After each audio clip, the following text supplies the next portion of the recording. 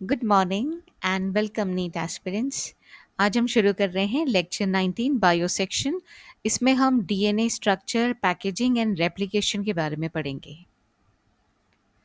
ये according to NTA syllabus है and chapter में सेक्शन 1 एंड सेक्शन 4 है।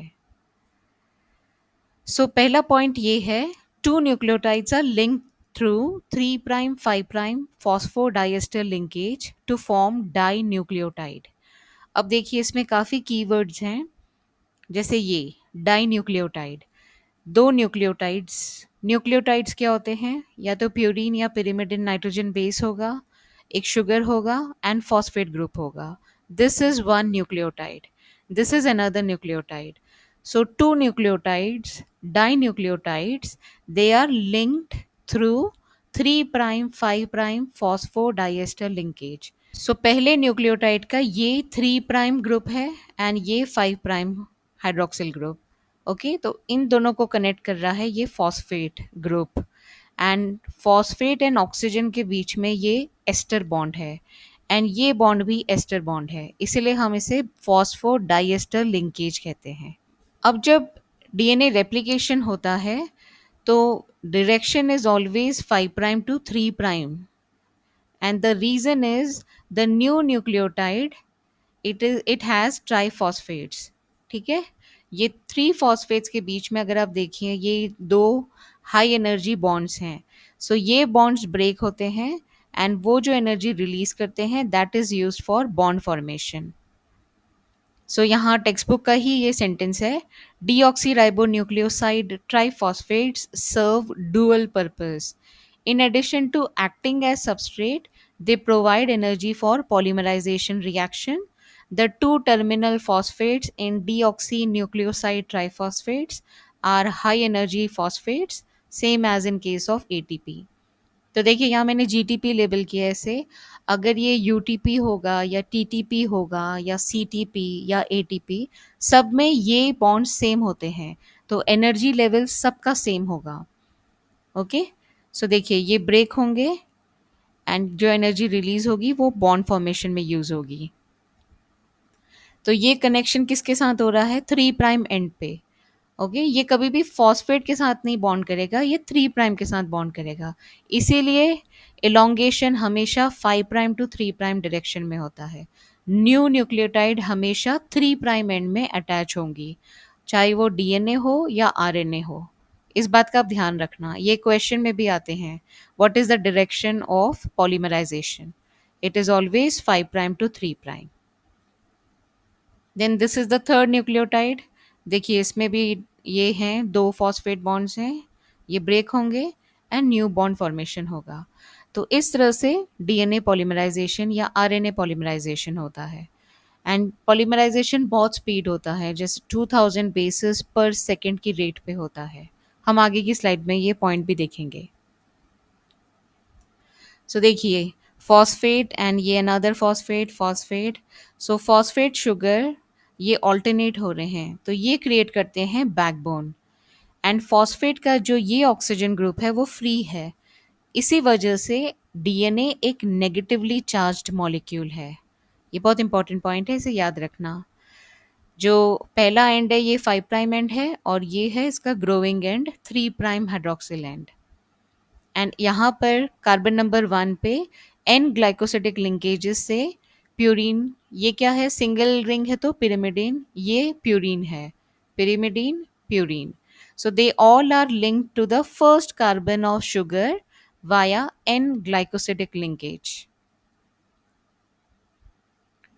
DNA as acidic substance present in nucleus was first identified by Mischer in 1869. He named it as nuclein. ये point important है, इसे नोट कर लीजिए। 1953 James Watson and Francis Crick, based on X-ray diffraction data produced by Morris Wilkins and Rosalind Franklin, proposed a very simple but famous double helix model for the structure of DNA. So DNA double helix model was proposed by Watson and Crick based on the data from Morris Wilkins and Rosalind Franklin. And third point ये है, Erwin Chargaff, Double stranded DNA, the ratio between adenine and thymine and guanine and cytosine are constant and equals 1. अब देखिए sentence में ना थोड़ा सा error है, यहाँ पर होना चाहिए था ratio between adenine to thymine. अभी नेक्स्ट में मैं आपको दिखाती हूँ, एडेनिन टू थायमिन या ग्वानिन टू साइटोसिन। आप अगर इस तरह से स्टेटमेंट को पढ़ेंगे तो ये मीनिंग इसका निकलेगा, A by T is equal to 1, therefore A is equal to T. Similarly G by C will be equal to 1, so G will be equal to C. So अगर आपसे कहा जाए कि एक डीएनए डबल स्ट्रैंडेड डीएनए है and उसमें 20% guanine है, सो बाकी के जो भी बेसिस हैं उसका परसेंटेज निकालिए। तो आप किस तरह से इसे कैलकुलेट करेंगे? Since G by C is 1, G is equal to C, therefore 20% C भी होगा एंड इन दोनों को ऐड करेंगे तो कितना हो जाता है 40। Okay, so remaining 60% A and T होंगे। अब 60 को आप डिवाइड कीजिए तो उसमें से 30 एडेनिन होंगे एंड 30 थायमिन। सो इस तरह से 30 प्लस 30 60 प्लस 20 80 प्लस 20 100, सो 100% सारे प्यूरिन्स एंड पिरिमिडिन्स टोटल मिला के हो जाएंगे। ओके, तो अगर किसी एक आपको बेस का परसेंटेज पता है तो आप बाकी के कैलकुलेट कर सकते हैं। अब हम पढ़ेंगे salient features of DNA double helix. First point, it is made of two polynucleotide chains where the backbone is constituted by sugar phosphate and the bases project inside. तो ये एक न्यूक्लियोटाइड है, वो दूसरे न्यूक्लियोटाइड के साथ कनेक्टेड है। तो इस तरह से ये एक चेन बनेगी, ये 5 प्राइम एंड और ये 3 प्राइम एंड। देन दूसरी ऑपोजिट जो स्ट्रैंड है उसका डायरेक्शन यहाँ से होगा, ये 5 प्राइम एंड है, ये 3 प्राइम एंड।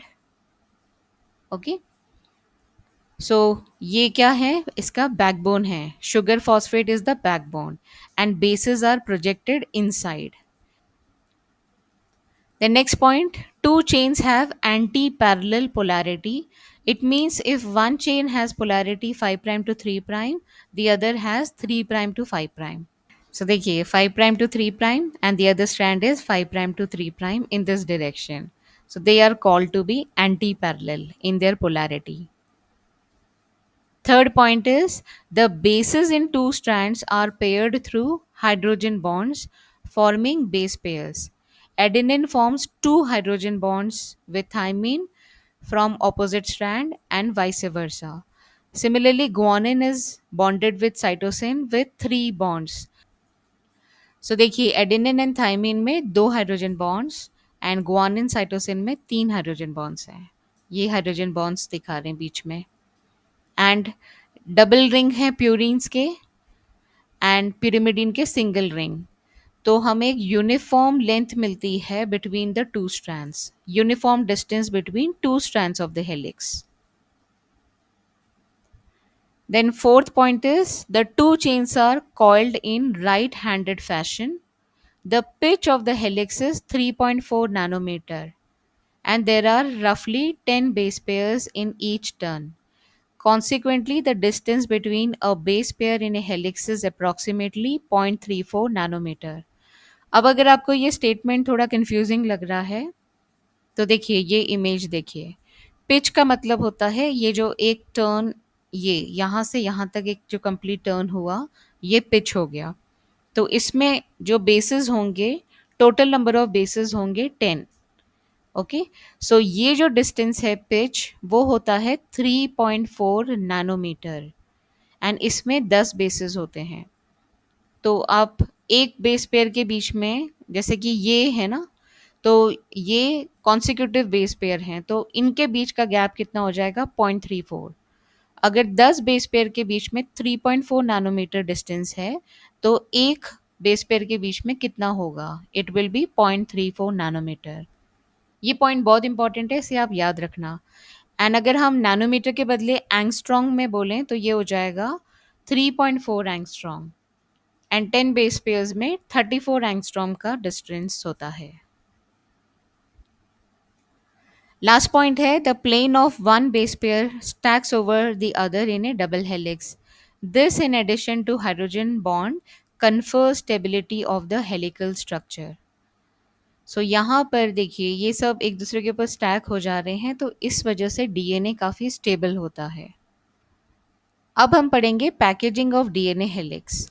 तो टू कॉन्सिक्यूटिव बेस पेयर्स में अगर डिस्टेंस 0.34 नैनोमीटर है तो टोटल डीएनए जो कि 6.6 बिलियन बेस पेयर्स है उसकी लेंथ कितनी होगी. आपको सिंपली ये नंबर से 0.34 इंटू 10 to the power -9 को मल्टीप्लाई करना है तो हमें लेंथ मिल जाएगी 2.2 metres. So this is the length of DNA but the size of nucleus is only 10 to the power -6 meters. 1 micron होता है न्यूक्लियस का साइज. सो इतने लंबे थ्रेड को इतनी छोटी एरिया में फिट करने के लिए एक स्पेशल पैकेजिंग होती है. सो देखिए प्रोकैरियोट्स में प्रोटीन का नाम मेंशन नहीं है बट सम प्रोटीन्स यहाँ मेंशनड है विच आर पॉजिटिवली चार्ज्ड. तो हमने पहले फिगर में देखा था डीएनए के ऊपर नेगेटिव चार्ज होता है. सो अगर हमें इसे टाइट पैकिंग करनी है around a protein we require a protein which is positively charged so that electrostatic force of attraction से it will remain bound to the protein. And this forms the chromatin which is found in the nucleoid region in prokaryotes.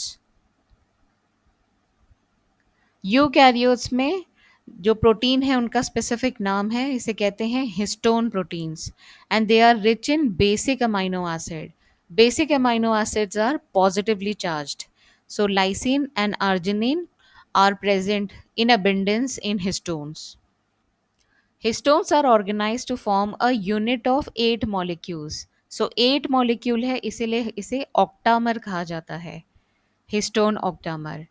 The negatively charged DNA is wrapped around the positively charged histone octamer to form a structure called nucleosome. A typical nucleosome contains 200 base pairs of DNA helix. So देखिए ये number भी important है. एक nucleosome के चारों तरफ 200 base pairs DNA होता है. The nucleosomes in chromatin are seen as beads on string. So इसके इमेजेस भी हैं. So this is bead on string. इस तरह से ये सारे न्यूक्लियोसोम ये इलेक्ट्रॉन माइक्रोस्कोप में ये व्यू मिलता है. ओके तो ये है actual chromatin structure.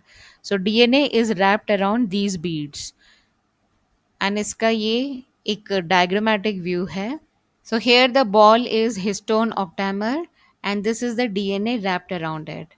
And together it will hold 200 base pairs of DNA.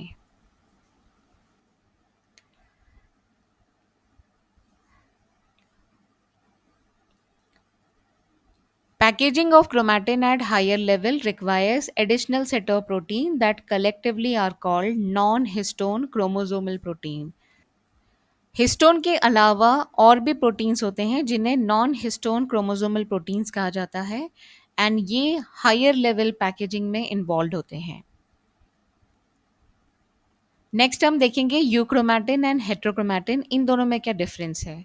सो यहाँ सेंटेंस में तो दिया हुआ है इसके बदले मैंने एक टेबल बनाया है.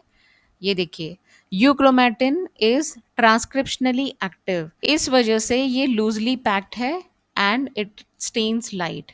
On the other hand heterochromatin is transcriptionally inactive. It is densely packed and it stains dark. ये तीनों पॉइंट इंपॉर्टेंट है इसे आप नोट डाउन कर लेना यूक्रोमैटिन एंड हेट्रोक्रोमैटिन.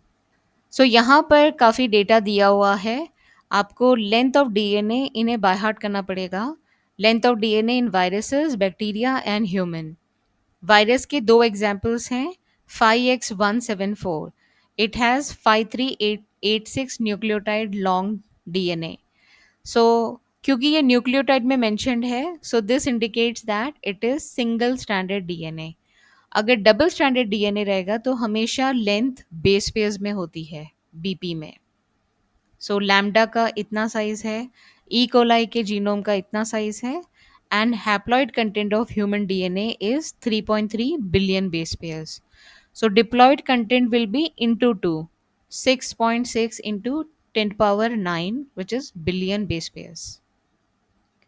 अब हम बात करते हैं रेप्लिकेशन की. So, while proposing the double helical structure, Watson and Crick immediately proposed a scheme for replication. So, the replication is based on complementarity. The two strands would separate and act as template for synthesis of new complementary strand. So, this kind of replication is called semi-conservative DNA replication. So NCERT text book में दो ही enzyme बताए गए हैं, DNA dependent DNA polymerase and DNA ligase. So this enzyme is highly efficient and rate of polymerization is approximately 2000 base pair per second. ये value कैसे calculate की गई है, यहाँ से देखिए. ई कोलाई जिसका genome 4.6 into 10 power 6 base pairs है, ओके, ये 18 मिनट में रेप्लिकेट करता है. तो इतने बेस पेयर्स अगर 18 मिनट में हैं तो पर सेकंड आप कैलकुलेट करेंगे तो 2000 बेस पेयर पर सेकंड आपको वैल्यू मिलेगी. अब यहाँ पर देखिए एनसीईआरटी में मेंशन्ड है, many additional enzymes are required to complete the process of replication with high degree of accuracy. लेकिन उसके डिटेल्स नहीं दिए हैं, खाली ये ऐसा मेंशन कर दिया है, many additional enzymes are required. Replication occur within a small opening of the DNA helix, which is called replication fork, and polymerization happens in this direction. This creates additional complication. So क्या complications हैं वो इसमें mention नहीं है. Consequently, that means complication की वजह से एक strand continuously polymerize होता है and दूसरा discontinuously. The discontinuously synthesized fragments are later joined by the enzyme DNA ligase. A definite region in the DNA where replication originates is called origin of replication.